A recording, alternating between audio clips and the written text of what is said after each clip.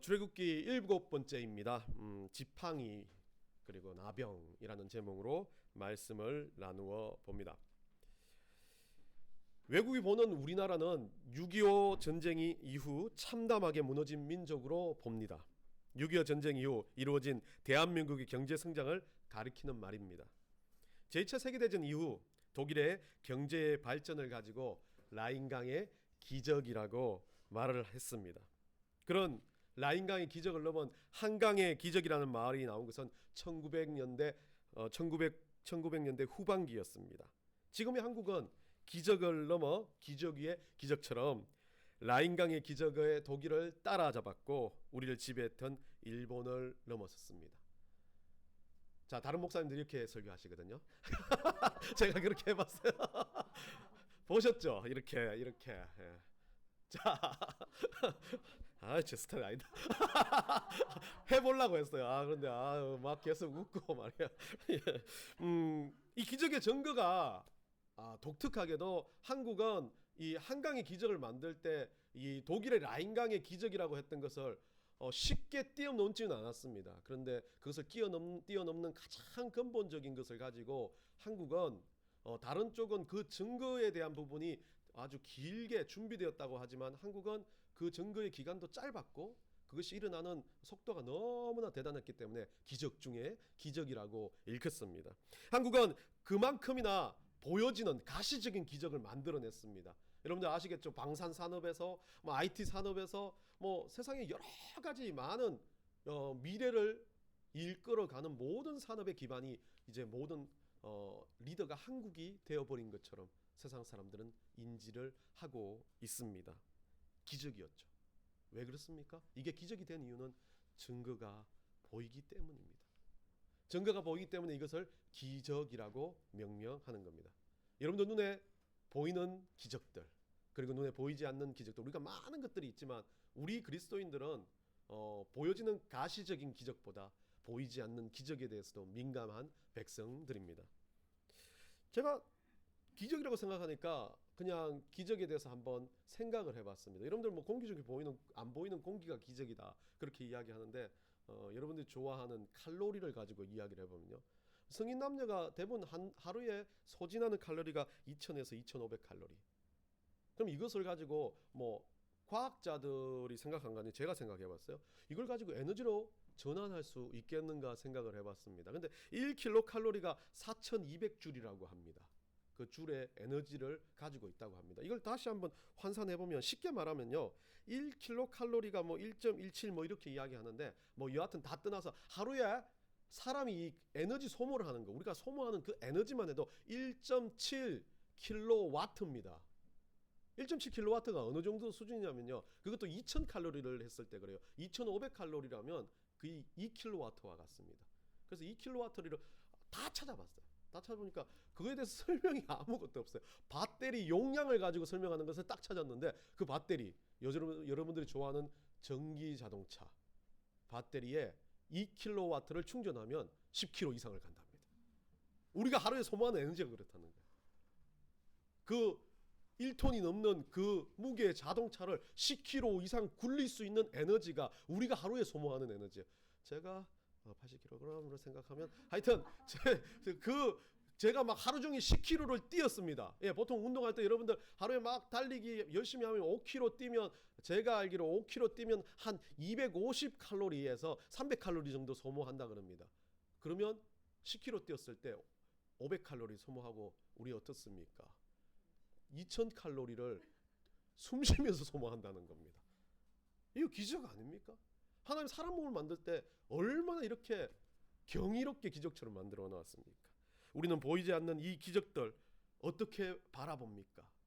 없지만 우리는 하나님을 바라보는 믿음처럼 이 보이지 않는 기적들에 대해서 민감합니다. 이 이유는요, 어떤 많은 사람들은 시선이 바뀌면 이게 가능하다라고 이야기를 합니다. 전쟁 중 우크라이나 소식들을 많이 듣습니다. 그 중에 독특한, 그 이름을 명시하면 좀 그렇겠지만 땡땡로템, H로 시작하는 회사의 땡땡로템이라는 그 회사가 우크라이나에 전쟁이 일어났을 때 지하철 수주를 했습니다. 전쟁 전에. 그러다 보니까 지하철을 수주해가지고 지하철을 거기에 납입했는데 전쟁이 일어난 겁니다. 그런데 다른 모든 사람들은 다 철수했는데 이 로템의 직원들은 철수를 못했습니다. 예, 우리나라 사람들이 맞죠. 전쟁을 돕고 우크라이나를 돕고 엄청난 막 사랑하는 마음이 있어가지고 넘치는 마음이 있어가지고 아닙니다. 계약 때문에. 유지 보수 계약이 있었다는 거죠. 그런데 다른 막 유럽도 그렇고 미국도 그렇고 유지 보수 계약 다 포기하고 떠났는데 우리나라는 어떻습니까? 유지 보수 계약 때문에 목숨을 걸고 거기 현대 말했다. 직원들이 남았어요. 그러다 보니까 어떻게 됐습니까? 다 떠나버리고 기술자가 없는 상황에 이 우크라이나 전쟁이 일어나니까 아무것도 이 움직일 수 있는 길들이 없는데 기찻길은 그대로 남아 있다는 겁니다. 그래서 거기에 로템 직원들이 그것을 수리해가지고 이재민들 난민들을 돕고 물자를 돕는 것 때문에 아주 우크라이나가 엄청나게 감동을 했다라고 이야기하면서 어떤 경제 기사가 그렇게 씁니다. 그 이유 때문에 앞으로 폴란드와 우크라이나에 있는 모든 전역의 철도를 우리 이 로템이라는 회사에서 수주할 가능성이 가장 높다라고 말합니다. 예, 이건 뭐 기적과 같은 일이죠. 그냥 계약 때문에 남았는데 기적과 같은 일이 일어났습니다. 왜 그럴까요? 그 계약 안에 있었던 이유입니다. 다른 사람들은 그 계약 안에 있었던 그 어떤 관계성의 신뢰와 믿음을 포기했지만 한국 사람은 자기의 몸을 바쳐서라도 계약을 지켰고 신뢰를 보여줬다는 겁니다. 우리로 말하면 믿음. 그 믿음이 있었기 때문에 기적은 일어났다는 겁니다. 저는 그렇게 봅니다. 모든 기적의 근거, 모든 역사의 근거, 여러분들이 잘해서 똑똑해서 살아가는 모든 일들을 우리 인간들이 잘 만들어서도 있겠지만 그 모든 기적의 근거는 저는 그래서 믿음이라고 봅니다. 신뢰라고 봅니다. 믿을 수 있다면 지금도 기적은 일어납니다. 우리 눈에 보이진 않지만 믿을 수만 있다면 이 공기가 기적이란 걸 알고 우리 눈에 보이진 않지만 우리가 구원받았다는 증거 자체도 기적의 역사라는 것을 우리는 기억해야 될 것 같습니다. 오늘 본문에 기적의 역사가 일어났습니다. 오늘 본문에 보면 여러분들도 알겠지만 모세의 이야기는 참 우리가 잘 알고 있는 내용입니다. 모세는 이 출애굽 백성들을 향해서 준비된 존재는 아니었습니다. 우리가 지난번에 이야기한 것처럼 정말 자기는 안 됩니다 라고 이야기합니다. 그런데 그 내용을 하고 하나님이 어떻게 말씀하십니까? 여러분들 지난주 기억하십니까? 내가 어떻게 해요? 함께 한다가 아니었죠. 함께 하기 때문에 주도적으로 우리 주님께서 함께 해주신다는 인간의 의지가 아니라 하나님이 함께 하기 때문에 된다라고 이야기하지 않습니까? 근데 모세는 그 이야기를 듣고도 오늘 본문에 보시면 또다시 찡찡대기 시작합니다. 두려운 거죠. 40년 동안 여러분들 생각해 보세요. 리더 역할도 안 하고 아무것도 역할을 안 하면 얼마나 두렵겠습니까? 할 수가 없어요. 그 두려움을 가지고 모세는 다시 말합니다. 오늘 본문을 다시 하나님 앞에 고백하는 내용입니다. 1절에 보시면 여러분들이 읽으신 그대로 또 다른 반복이에요. 그들이 나를 믿지 아니하면 어떡합니까? 하나님 보내시는데 하나님 나를 써가지고 그렇게 하나님이 함께 하신다고 보냈는데 나 같은 게 실수하면 어떡합니까? 걱정하고 근심하고 두려워하기 시작합니다.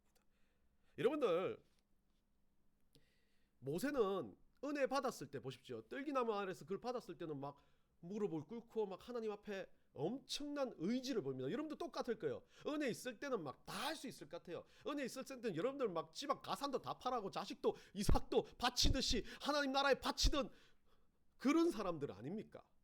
은혜 있을 때는 성령 받고 은혜 있으면 마음이 평안하고 막 모든 게 꿀 같고 그렇게 욕만 하던 남편이 그렇게 잘생겨 보이고 그렇게 속삭이는 자식들이 왜 이렇게 예뻐 보이는지. 우리 집에 한 사람도 그래요.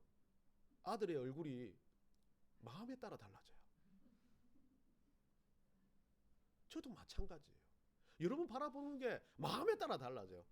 어쩔 때는 아이고 은혜도 없는 사람들, 어쩔 때는 아이고 예뻐 죽겠다. 예뻐 죽겠다 하면 저보다 어른들 많은데 그런 마음처럼 은혜 있을 땐 다 할 것 같은데 막상 여러분들 은혜 받고 집에 딱 돌아가면 내일 출근해야 돼, 내일 뭐 해야 돼, 막 뭐 해야 돼, 막 할 일과 태산 같은 걱정거리가 몰려오기 시작하면 그때부터 어떻게 생각합니까? 은혜를 잃어버려요. 현실로 가버립니다.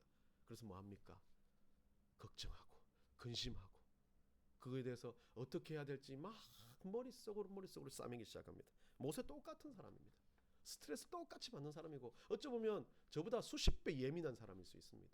저도 늘 그렇습니다. 제가 한 달 동안 새벽기도 안 한다고 하고 나서 아침에 깨요. 자꾸 깨가지고 멍하니 있다가 또 화장실 갔다 와서 또 자는데 어떤 생각이 드냐면 그때 누운 순간 걱정이 돼요. 근심이 돼요. 새벽 갔다 와야 되나 또? 일어났지 않습니까? 시간을 보니까 어쩔 때는 막 4시에 깼다 5시에 깼다 그러니까 그 시계 보고 갔다 와야 되나 하면 또 자는 거죠. 그게 이제 사람의 마음이에요. 뭔가 나한테 평안함이 없고 은혜가 없을 때는 걱정이 몰려오기 시작합니다. 모세도 똑같았습니다. 은혜 받고 하나님 말씀 가운데 있었을 때 정말 떨기나무 안에 있었을 때 그 뜨거움은 사라진 지 오래. 방금 고개만 돌리고 돌아서니까 걱정되기 시작해요. 반복적으로 걱정되기 시작해요. 은혜와 현실은 이처럼 참 겹쳐지기 힘들지만 우리 예수님 말해요. 우리의 삶 가운데 우리 현실 가운데 우리가 은혜를 짊어지고 나아갈 그런 백성이 되어야 된다는 거죠. 한 번이라도 조금이라도 그렇게 근심이 있는 그 순간 주님 앞에 다시 한번 마음을 가다듬고 주님 제가 평안하고 싶습니다라고 고백할 수 있다면 그 자리도 은혜가 될 수 있다는 겁니다. 모세도 이랬는데요. 우리도 똑같아요. 반복적으로 그렇게 살 겁니다. 우리는 은혜가 크면 클수록 그 뒤에 몰려오는 후폭풍이 크다는 걸 압니다. 너무 은혜가 너무 좋았기 때문에 막 세상을 다 여러분들 그 베드로가 이 변화산에서 느꼈던 그 감정이 그런 거예요. 막 다 버리고 목숨까지 버려도 그 자리에 있으면 막 좋아서 죽겠다는 그 감정 여러분들 느껴보셨는지 모르겠어요. 저는 학교 다닐 때 참 많이 그랬어요. 스트레스 되고 뭐 되면 기도원 올라가면 별거 아니게 그냥 너무나 편안하고 좋은 거예요. 그러면 내려가기 싫어요. 당장 내려가려고 버스를 타려고 딱 앞에 서면 리포트 중간고사 뭐 그때는 그게 제 근심거리 걱정이에요. 여러분들은 다 달라졌죠. 또 걱정거리 근심거리가 달라지겠지만 그런 마음이 들 때 우리는 누렸던 은혜 엄청나게 받았던 그 은혜를 그냥 순식간에 까먹어버리는 거죠. 모세도 똑같습니다. 결단을 하고 거룩한 리더로 만들었던 순간이 바로 방금인데 그냥 돌아서면 은혜를 잊어버리는 백성. 그래서 여러분 자책할 필요 없어요. 근심하고 걱정되면 힘들어할 필요 없어요. 다시 한번 하나님 앞에 나오기 위해서 안간힘을 쓰면 된다는 겁니다. 그것은요 다른 어떤 것도 아니에요. 막 의지적으로 뭔가 하려고 하는 태도도 아니에요. 단 하나 믿음이라는 거죠. 하나님 내가 믿습니다 라는 고백으로 그것을 이겨낼 수 있다라고 말씀하십니다. 2절에 가서 모세는요 그렇게 다시 한번 하나님 앞에 반복적으로 찡찡대고 있는 모세에게 이 하나님은 딱 또 우리 하나님 참 보면 다른 사람들한테 맞죠? 다른 사람들이 막 찡찡댔으면 바로 그냥 적결 처분했을 텐데 모세한테는 정말 아주 부드럽게 해요. 우리 하나님 뭐라 그럽니까? 내 손에 있는 것이 무엇이냐라고 그렇게 묻습니다. 참 우리 하나님은 모세의 성향을 알기 때문에 각자의 성향을 알기 때문에 하나님은 거기에 맞춰서 맞춤식으로 어떤 그것을 이야기해 주시는 것 같아요. 여기서 말하는 손이라는 단어 자체가 이스라엘 민족들은 큽니다. 권능과 은혜 그리고 또 이 손 자체는 무언가에 대해서 능력에 대한 이야기를 하고 있습니다. 그래서 성경에는 수십 번이나 여호와의 손 하나님의 손에 대한 이야기를 하면서 그 손이 능력 있다. 그리고 우리가 그 하나님의 오른손을 붙잡는다 하는 것은 그 능력을 붙잡고 따라간다. 그리고 다른 말로 그것이 믿음의 표현이라는 것도 하고 있습니다. 시편 89편 13절에 보면 주의 팔에 능력이 있사오며 주의 손은 강하고 주의 오른손을 높이 들리우셨다라고 이야기합니다. 그만큼 하나님이 이 지금 모세에게 묻는 것은 네 오른손을 봐라 하면 그 손이 뭐예요? 나의 능력을 대변하는 거죠. 능력 있는 그 손을 바라봐라라고 이야기합니다. 근데 거기 뭐가 들려 있습니까? 하나님의 능력과 같은 그 손에 내가 능력 주겠다는 그 손에 뭐가 들려 있습니까? 지팡이가 들려 있습니다. 물론 이 지팡이는 뒤에 가서 막 여러분들 아시죠? 노뱀 사건도 있고 그것을 감당할 막 홍해도 가르고 하는 지팡이가 되지만 지금 이 지팡이는 아주 평범한 겁니다. 뭐 하는 겁니까? 양떼들 엉덩이 때리는 양떼를 치는 지팡이고 모세가 그 지팡이를 가지고 뭐 숲을도 해치거나 그냥 여러 용도로서는 아주 평범하고 길거리 흔히 보이는 지팡이 중에 하나였습니다. 근데 그 지팡이가 어떻게 됩니까? 하나님의 손에 들리니까, 하나님의 명령대로 그 지팡이를 모세가 던지니까 뭐가 되어버렸습니까?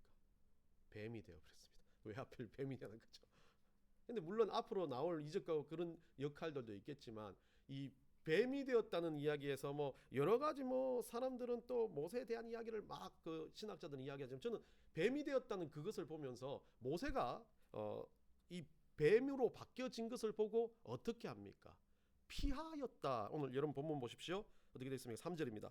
여호와께서 이르시되 그것을 땅에 던지라 하시면 명령대로 그대로 했어요. 하나님의 권세가 들린 손에 들린 작은 초라한 지팡이를 던지니까 그것이 확 바뀌어서 뱀이 되어버렸습니다. 뱀이 되었는데 왜 뱀을 만드시는지 모르겠지만, 지팡이가 뱀 같아서 그럴지는 모르겠지만, 그건 뭐 하나님의 마음이니까 어떤지 모르겠어요. 그런데 저는 하나를 딱 봅니다. 뱀이 되었는데 모세가 뱀을 피했다라고 말합니다. 분명히 지팡이가 던져서 뱀이 되었습니다. 그래서 뱀이 어떻게 했겠어요? 뭐 꿈틀꿈틀 기어다니까, 물론 여러분들은 뱀을 징그럽고 힘들어하고 하니까 그럴 수도 있겠지만, 모세가 그 순간 자기가 던져서 지팡이를 바뀌어진 것을 보고 놀래가지고 막 피했다는 거죠.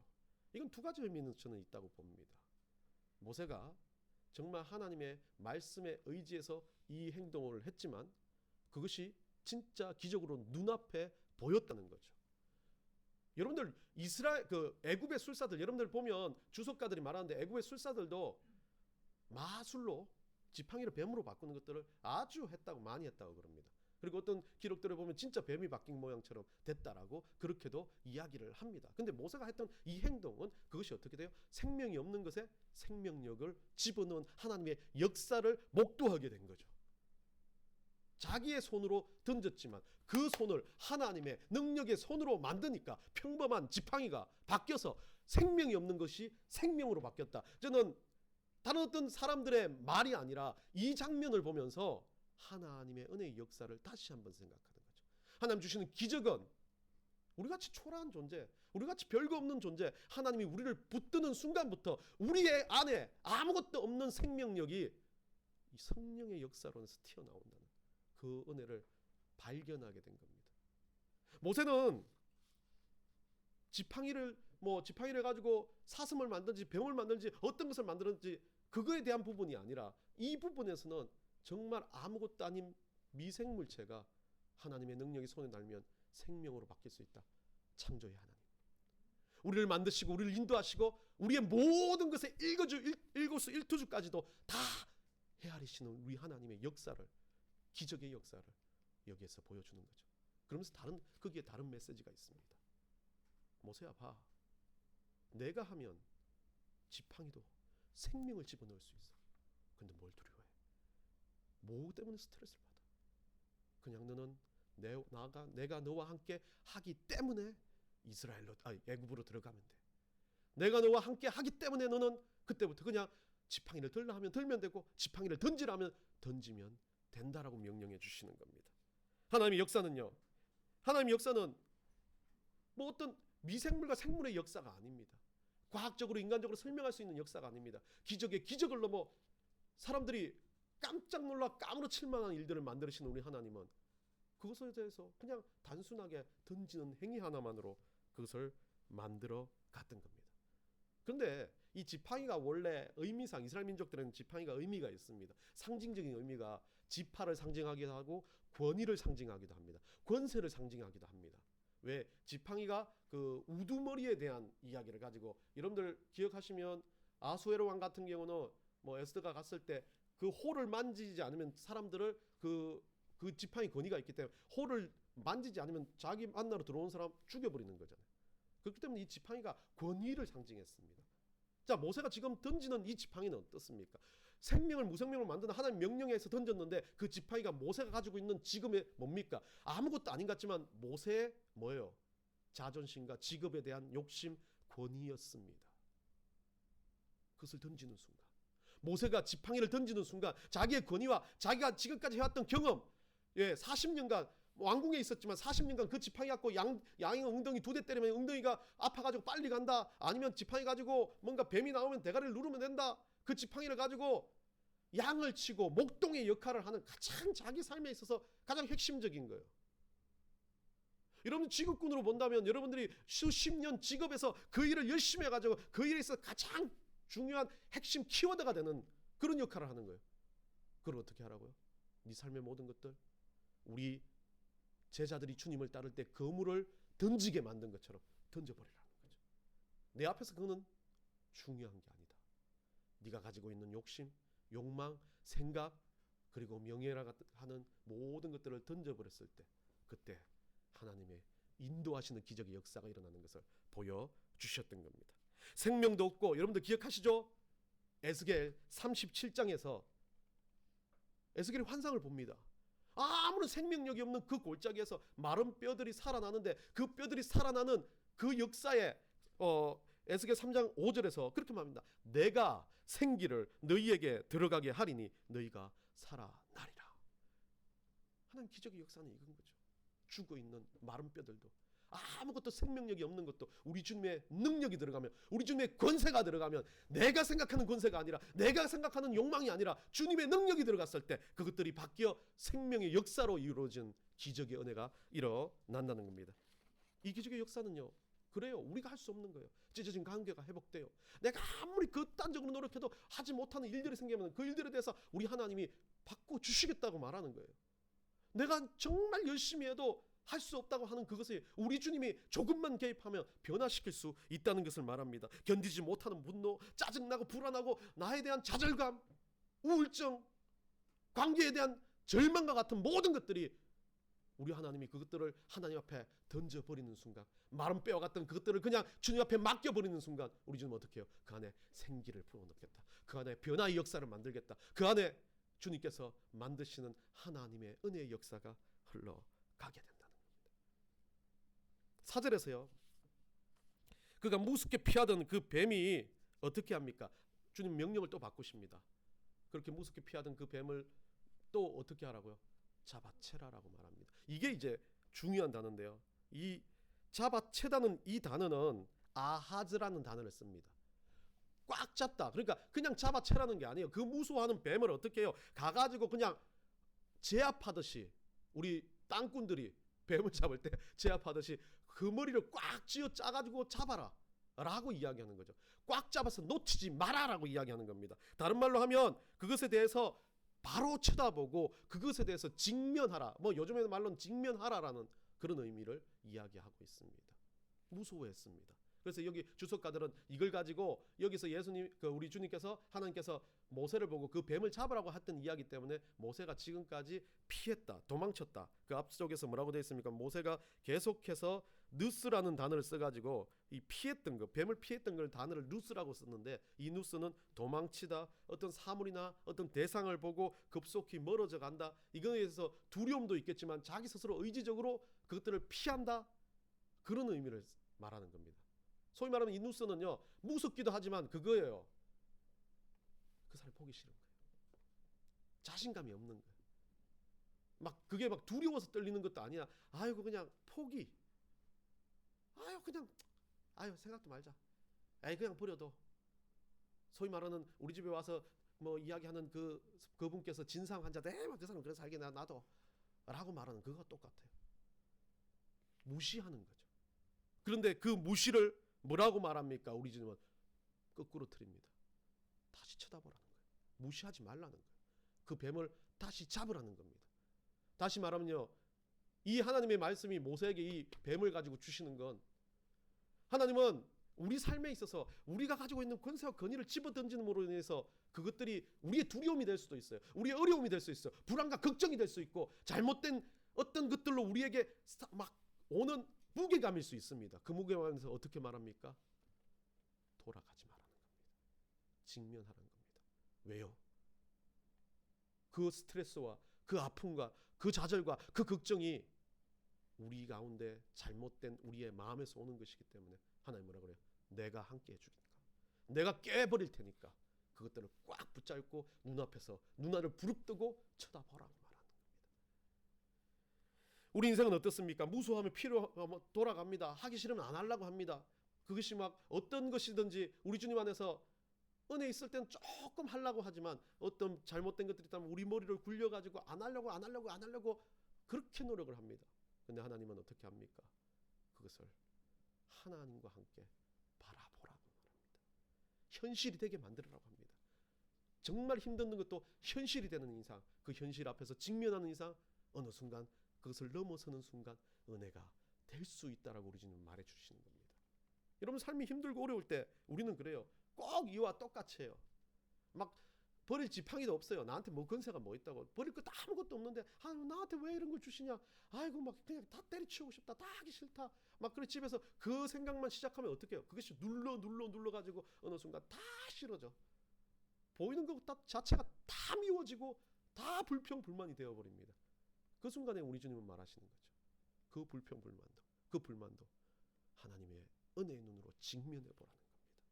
그게 바뀌는 기적이 일어날 거고 그렇게 불평이었던 것이 어느 순간 조금 사그라들면서 불평이 아니라 현실이 되어버리고 아 그냥 해야지 라고 느껴지는 순간 그 불평은 없어진 겁니다. 그것을 이겨버린 겁니다. 다음에 그런 일들이 일어날 때 어떻습니까? 그것은 더 이상 불평은 되지 않는다는 겁니다. 모세는 지금 출애굽을 시키는 일들에 대해서 그렇게 생각하는 겁니다. 현실이니까 싫습니다. 은혜 주시고 막 은혜 있으면 할 것 같습니다. 우리 젊은 시절에처럼 막 하나님 제가 막 세계를 구원하겠다고 막 서원합니다. 그래놓고 현실에 돌아오니까 돈도 없고 뭐도 없고 하니까 아무것도 못 하겠습니다. 영혼들 구원하러 막 가겠다고 하나님 다 선포해놓고 현실에 돌아오니까 내 삶이 힘들어서 그거 못 하겠습니다. 한 적 얼마나 많습니까? 근데 그때마다 우리 하나님은 이 모세에게 했던 명령처럼 다시 그 자리로 돌아가서 그것들을 직면하라고 말합니다. 6절에서요. 이 지팡이와 똑같이 나병이라는 것이 나옵니다. 그럼 나병은 문둥병은 뭐 여러분도 잘 알고 있겠지만 이스라엘 민족들에게는 이 지금은 그렇게 약만 잘 먹으면 정상처럼 보일 수 있겠지만 이때는 상당히 저주받은 병으로 봤습니다. 지금의 암보다 더 무서웠던 거죠. 그러다 보니까 나병에 걸리면 그 나병 환자들을 길거리 가운데 가가지고 자기는 겉옷을 찢고 나병 환자라고 외치고 격리돼야 됐습니다. 그러다 보니까 그 격리된 나병 환자들은 이 나병은 절대 낫지 않는 거니까 이 격리된 그 상태로 같이 얼굴이 썩어 문드러지면서 죽어갔던 거죠. 그런데 이 나병이 간혹 남는 사람이 나왔는데 그 낫는 사람들은 어떻게 봤습니까? 하나님의 은혜 아니고는 기적 아니고는 이런 일이 있을 수 없다 그래서 하나님의 치료, 하나님의 능력을 나병 환자들이 낫는 것을 상징했었습니다. 그러다 보니까 얼마나 지독한 병이었겠습니까? 이 나병이 걸리면 그냥 그리고 여러분도 아시겠지만 요즘에 의학이 너무 발전했겠지만 이때는 나병이 걸리면 이게 자꾸 몸이 썩어지는 것 자체가 심각한 그거지만 가장 심각한 건 냄새가 그렇게 많이 난다는 겁니다. 그러니까 격리시키고 나병 환자촌에 있는 것은 사람들이 둘러갈 수밖에 없는 그런 상황이었죠. 이스라엘 민족들에게는 이것이 이제 전염병이라고 이야기되는 순간부터 이 사람들은 정말 그냥 다 어느 한 곳에 몰아놓고 죽여야 될 그럴 대상이었습니다. 그렇지만 이 문둥병이 있었던 모든 사람들에 있어서 최악의 모습으로 그래서 이것을 고칠 수 없는 질병이라 보고 이것을 가지고 뭐라고 이야기했냐면 죄에 대한 대가라고 이야기했습니다.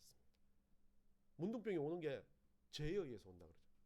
그러니까 문둥병 자체가 어릴 때 태어났을 때 바로 있는 것도 있겠지만 서서히 나타나기도 했고 또 전염성이 있기 때문에 접촉으로 전염되는 경우도 있었기 때문에 그런 병으로 봤을 때 이 사람들은 이 문둥병이 걸리면 죄를 지었구나. 정말 씻을 수 없는 죄를 지었구나. 이렇게 생각을 했을 겁니다. 그러다 보니까 이 이스라엘 민족들에게 있어서 문둥병 걸린다는 것 자체가 너무나 심각한 겁니다. 그런데 웃기게도 이 문둥병이 이스라엘 민족에게는 그렇게 금방 나타나거나 금방 막 병에서 아파하고 시름시름 넘어가는 병이 아니기 때문에 이 사람들이 삶을 그대로 유지하다가 어느 순간 이 몸이 조금씩 일그러져 내리는 모습을 보면서 문둥병이 걸렸다. 그때부터 이 사람들은 정말 인생에 대해서 완전히 끝자락에 절망에 내려가는 거죠.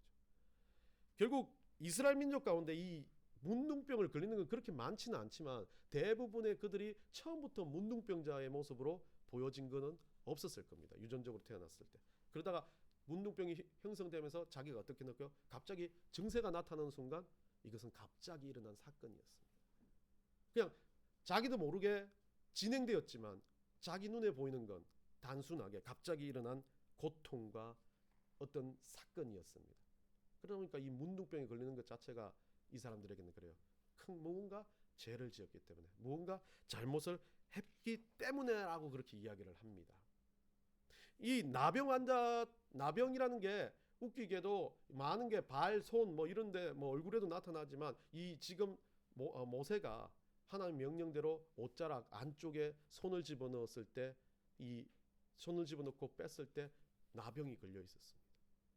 그리고 다시 손을 집어넣고 뺐을 때 이 나병이 그냥 씻은 듯이 나아버린 겁니다. 그 이스라엘 민족들에게 이 모세도 알고 있을 때 고치지 못한 이 질병, 이것은 기적일 수밖에 없는 것, 정말 지독히 가장 처절한 질병을 주님께서 금방 집어넣었다 빼는 이 동작으로 하나님은 그것을 바꿔 주신 겁니다. 이것의 의미는요, 지팡이와 다를 게 없습니다. 똑같은 의미예요. 어쩌면 갑자기 닥쳐왔던 아픔과 힘든 고난에 대해서 우리는 어떻게 행동하냐는 거죠. 그것이 기적이 일어나고 역사가 일어나는 것이 아니라 우리는 하나님의 명령한 대로 손을 집어넣었을 때 이 질병이 다가왔다. 그럼 대부분 사람들은 어떻게 합니까? 우왕좌왕하면서 뭐를 찾습니까? 자기의 분노를 전가할 대상들을 찾습니다. 손이 그렇게 돼서 놀라서 막 지금 그 나병만 바라보면 모세도 이제 정신을 잃고, 와, 내가 이제 큰일 났구나. 나는 이제 개돼지처럼 살아야 되고, 내가 뭐 하나님 나를 인도한다고 아이 거짓말 같은 소리 하고 있네 라고 생각할 그럴 질병이었습니다. 그만큼 쇼크가 되고 충격이 되는 질병이었는데, 모세는 그대로 나병의 손을 보고 어떤 뭐 이야기를 하지 않았지만 하나님은 그것에 대해서 다시 명령을 해서 그것을 고쳐주는 사건을, 기적을 보이시면서 모세에게 명령하는 거죠. 내가 이 질병까지도 준행하는, 이 질병까지도 순식간에 고칠 수 있는 그런 하나님이다라는 거죠. 여러분, 이 나병의 사건에서 저는 손에 나병이 일어나는 이것을 보면서 뭐를 생각하냐면, 우리 그리스도인들은 살아가면서 대부분 어떤 일들에 대해서 인과관계를 따지면 갑자기 나한테 일어났던 일, 갑자기 나한테 질병이 나가고, 갑자기 나한테 다가오는 사건들에 대해서 그 전까지 하나님 은혜 주시고, 그 전까지 하나님 막 믿음으로 굳건하게 막 은혜 충만했던 사람이 갑자기 일어나는 그 사건을 보면서 뭐라고 이야기하면 대부분 왜 나한테 이러시냐, 왜 하나님 나를 이렇게 바꾸시냐고, 내가 하나님한테 잘못한 게 뭐 있냐고, 저 이상한 철수 예수 믿는다고 날마다 술 처마시고 뭐하고 그렇게 사는데 쟤도 저렇게 살리는데 왜 나같이 하나님 앞에 정직하고 거룩하고 어쩌면 내가 보기에 잘 살았는데 하나님 나한테 왜 이러시냐고 대부분이에요. 대부분. 그것이 일어난 이유도, 그것이 일어난 모든 것도 똑같이 이스라엘 민족 때문에, 민족과 똑같이 내가 뭔가 잘못했기 때문에, 죄를 지었기 때문에 이것이 일어났다는 거 자기가 판단하고 있는 거야. 우리의 악습관이에요. 악습관.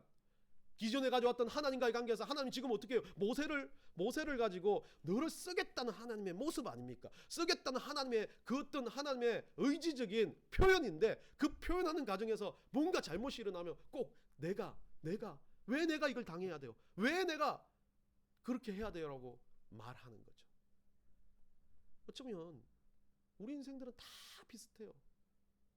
돈으로도 안 되고 뭐로도 안 되고 능력으로도 안 되는 그런 사건들이 일어나면 분명히 하나님 앞에 그럴 거예요. 무릎 꿇고, 하나님 내가 하나님 앞에 얼마나 섬겼는데, 하나님 앞에 내가 얼마나 돈을 냈는데, 하나님 앞에 내가 얼마나 시간을 투자했는데, 하나님 앞에 내가 얼마나 기도했는데요. 그러면서 하나님 앞에서 말해요. 왜 하필 납니까? 왜 하필 납니까?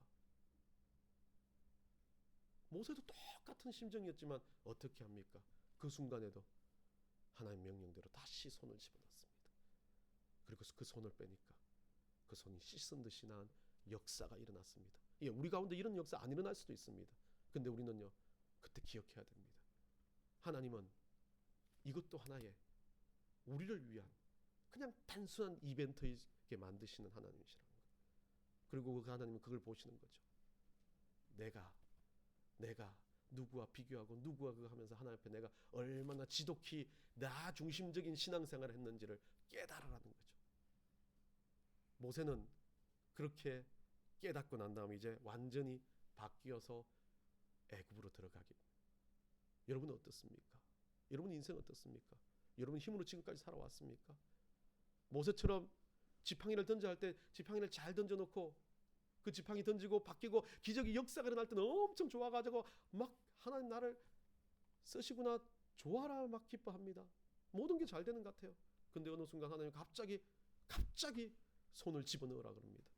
그래도 또 하나님 주시는 명령이니까 그대로 손을 집어넣고 우와 하나님 뭘 주실까 하고 꺼내보니까 모든 것이 몰락해버린 패망이 나한테 다가옵니다. 그때 여러분 어떻게 행동하십니까? 우리 하나님은요, 우리가 일구어 놓은 것을 보는 것이 아닙니다. 하나님의 명령대로 하나님 말씀대로 내가 어떻게 가고 있느냐는 것을 증명하시는 거죠. 돈으로 가는 거 아닙니다. 여러분의 건강으로 가는 거 아닙니다. 여러분의 능력으로 가는 거 아닙니다. 하나님은 그냥 단순하게 그 모든 것을 뛰어넘고 말씀에 의지해서 가는 백성들을 찾고 계시는 겁니다. 그 사람이 애굽으로 들어가 하나님의 명령대로 출애굽을 시작할 것입니다. 여러분의 출애굽은 무엇으로부터 시작하겠습니까? 오늘 여러분이 돌아가서 일주일을 시작할 때 정말 하나님이 주셨던 모든 것들에 대해서 감사함으로, 그리고 이제 그것을 통해서 주님, 제가 주님의 말씀을 의지해서 어떤 상황에도 하나님의 말씀대로 살아가겠다고 결단하실 때 기적이 일어나고 역사가 여러분 삶에 충만할 것을 축원합니다.